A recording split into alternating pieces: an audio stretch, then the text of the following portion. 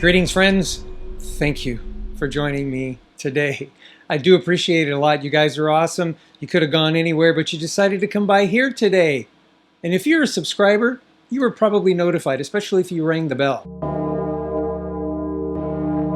If you're not a subscriber, please consider subscribing. It's real easy. You just click on the subscribe button, you ring the bell, you say, anytime there's a new video from TSG, notify me, and that way you'll get notified and all will be well everywhere. If you're not a Patreon patron and you haven't decided to support us, would you consider doing that, please?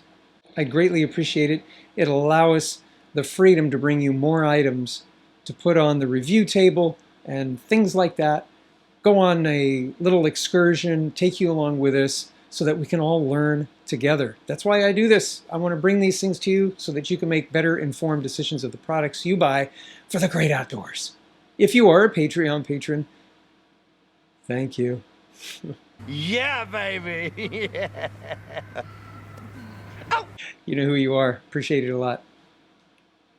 Well, this week, I just wanted to do something maybe a little different. I know I say that a lot, don't I? And you know, I hope the sound is a little better today. I'm doing something a little different. The air conditioner over there is still on. It's hot, although we're in a cooling trend. We're cooling down a little bit. It's almost time to break out the parka.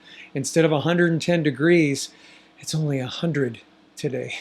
Yeah. Let me show you. There you go. 100 degrees. And it's supposed to get up to 101 in the next hour.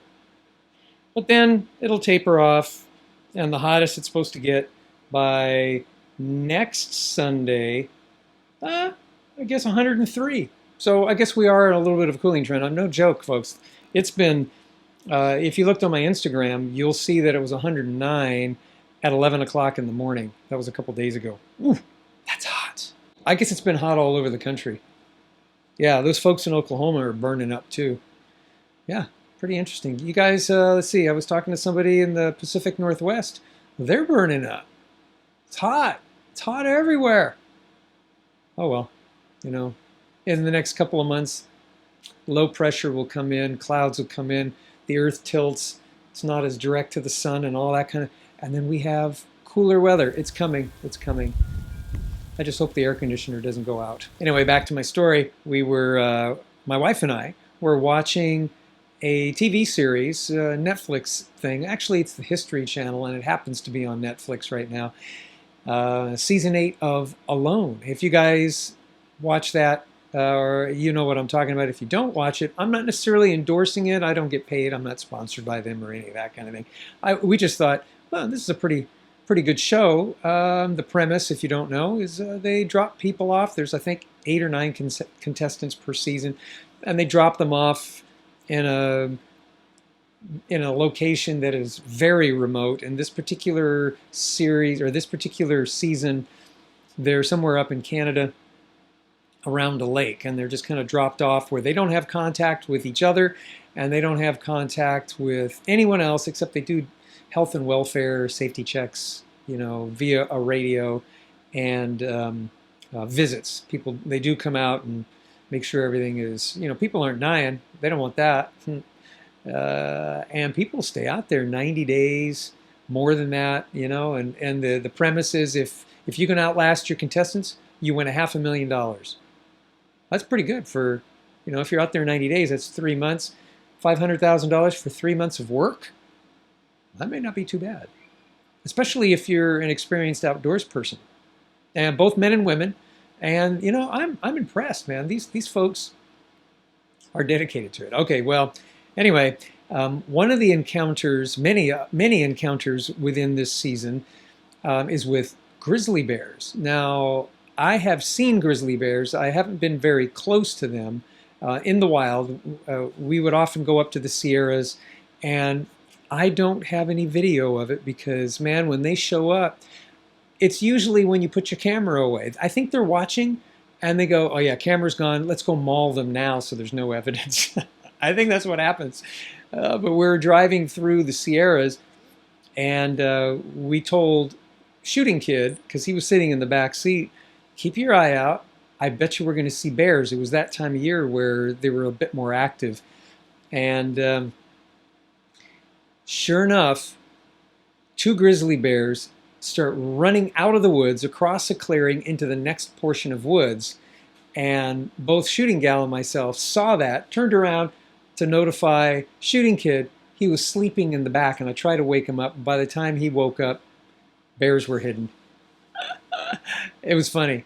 It's funny, it really is. So yeah, I've seen grizzlies. We were pretty close. You know, we were within, maybe 100 yards of them, but we were safe. We were in a vehicle. We weren't hiking. And I'm telling you, if I ever saw a grizzly while we're hiking, I'm not going to mess with them because those things are big and mean and they stink. Now, I've been around where bears have been out in the woods while we're hiking, and they don't smell good. They just don't, because their scat smells bad. We've been by a bear den that was vacant, and it's like, yeah, that's a bear. Let's get the heck out of here. Let's make sure Mama Bear isn't running around, and let's get out of here. And they stink. Did I say they stink? Yeah, they stink.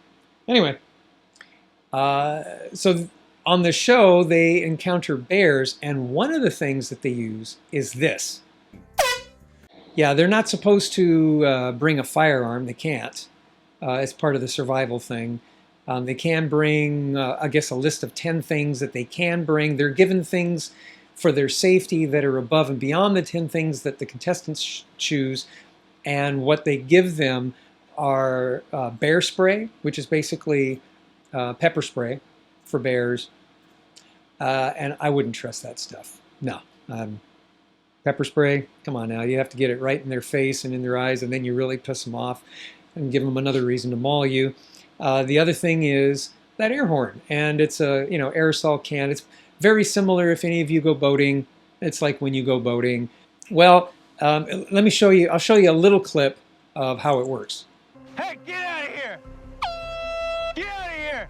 Oh, they're given one other deterrent, and it's like a firearm, but it's just like kaboom! It explodes. It jettisons a little flare-like. It's flare-like thing, and so it gets close to them, and then it explodes, and that scares them pretty good. If it were me and I'm out in the woods, I'm bringing either one of these. There it is! Or certainly one of these. Yeah, I wouldn't go out there without a firearm, but that's just me. And the rules are they can't use it. So,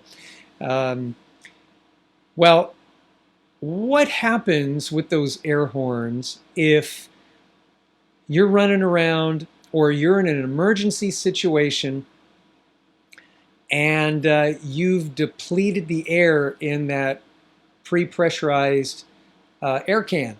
I bled all of the air out of the air horn by mistake, and so now there's no alarm system. And they're only given so many cans, and if you don't have any more air, you're all of a sudden without an air horn.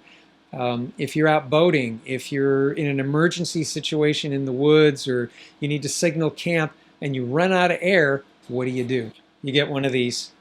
That's right. It's from a company called EcoBlast. There are other companies that build similar things, but this is the one that I have, and this is the one that I take with me. And I've used this quite a bit, and we're going to do a little test here in just a moment. But I guess the advantage here is, as long as you have an air pump and it doesn't give out, you now have an endless supply of air in a can, or in this case a bottle. And when you press the trigger, I don't have any air in it right now, but when you press the trigger, it'll go. And when you deplete that, you pump it up, you keep going, or you just keep it pumped so that you're always at full capacity. And I'm pretty sure this will scare a bear if you take them by surprise. I have seen examples of if a bear is preoccupied, maybe foraging for berries, or going through your garbage can, as they often do when you're in your cabin in the Sierras, and they're not expecting it, and you're rather close, and you just give them this horn. It freaks them out. They think something's going to happen, and they run off. So it's a good deterrent. You never want to leave a bear rewarded, because they'll always come back. And if those of you that have cabins and things like that, or have been in cabins in the woods, if you leave food out, that's a reward, especially if they can chomp down on the spoils, the waste. They know to come back. So don't leave the food out, but if they happen to get a hold of something and they're in your area, scare them with this. It's another way of saying, this is not a good place. I'm going someplace else. Get out of here! How this works is little tire, like bicycle tire air pump. It's got a valve over here. You slip this baby on there. Go like that. And I didn't, oh, okay, so I got some resistance. I don't think I want to pump it anymore. On the side, it says maximum 80 PSI. I have no way of knowing if it's 80 PSI, but when I squeeze the bottle, it's resisting being squeezed. So I'm going to assume it's got enough in there. And then I'm going to hold it. I don't know where I'm going to hold this because I don't want to blow your ears out. You may want to plug your ears. I'm going to plug mine. That's loud. So that's how that works. Why don't we just get to the specs? Overall length, it's about 9 inches tall. The bottle is about 2.5 inches around. At the widest point, and with the horn apparatus, it's about 5 inches wide. Comes with this handy air pump that you can use to pump up your bicycle tires. Don't fill it up more than 80 PSI, otherwise, It weighs in at 3 3/4 ounces, 7 1/4 when you're carrying the pump. It uses a standard Schrader valve just in case you need to get it replaced in the future. It has this handy volume valve knob thingy, so you can make it softer and louder. The horn comes with a bottle that's permanently attached, but I bet with a little ingenuity, you might even want to try putting a bigger bottle on there. No guarantees. It says it's rated at 120 dB. Yep. My tuner says it's A flat. The pump has recharging instructions in all sorts of languages. I find it interesting that it comes with its own bottle cozy. Yeah, baby! Use our Amazon link down below. When you do, it helps us out and it doesn't cost you a penny more. And after using the link, save it to your bookmarks so you can have easy access to it in the future. Thank you. We're back. We're going to do a little test. I'm going to take you, I'm going to put you outside, I'm going to shut the door, and I'm going to set off the alarm in here while you're out there. We'll see how good it is. See if you can hear that I may be in distress inside of this building. And then we'll do it the other way. We'll keep you in here. I'll go out there, and if I'm safe and sound in here, but if you hear a horn out there, maybe you'll need to run to somebody else's distress. Let's do that one first.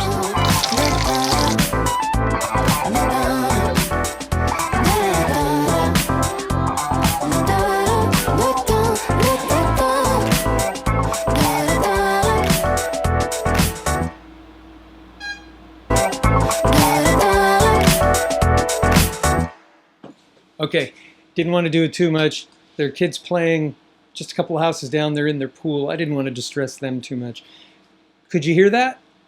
I could, but I just went, above my head and squeezed the trigger.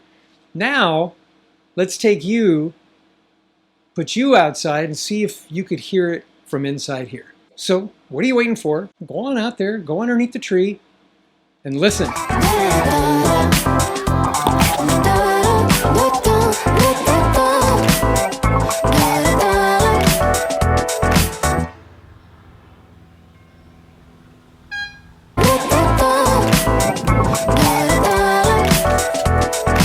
All right. The one thing I didn't do, I didn't plug my ears when I did it. It was really loud in here. Did you guys hear it out there? Try that again. I guess you can hear it. Okay, the pump is made by EcoBlast. I think that's what this is too.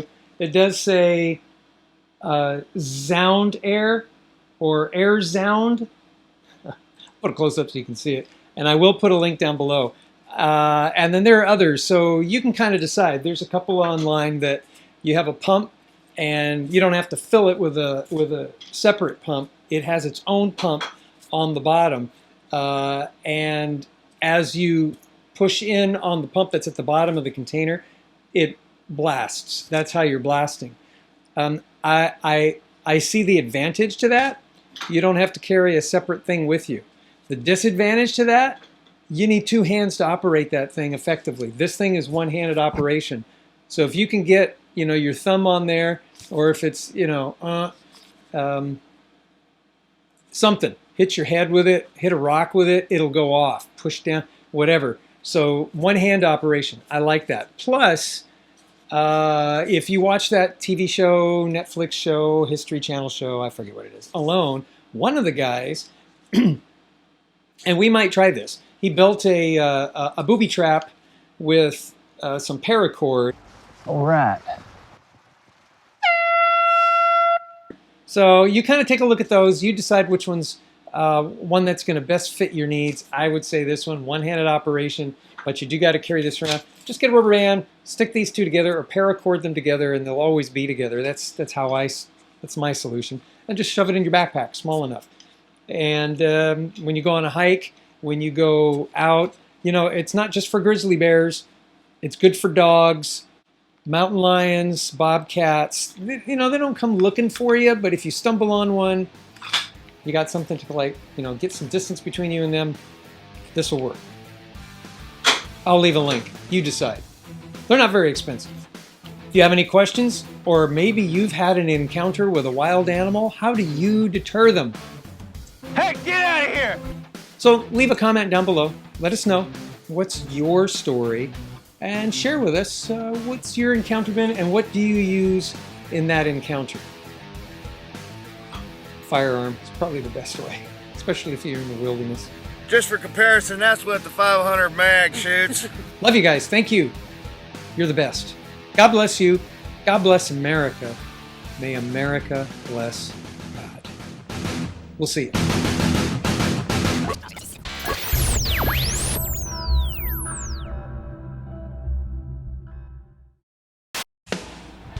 Okay, so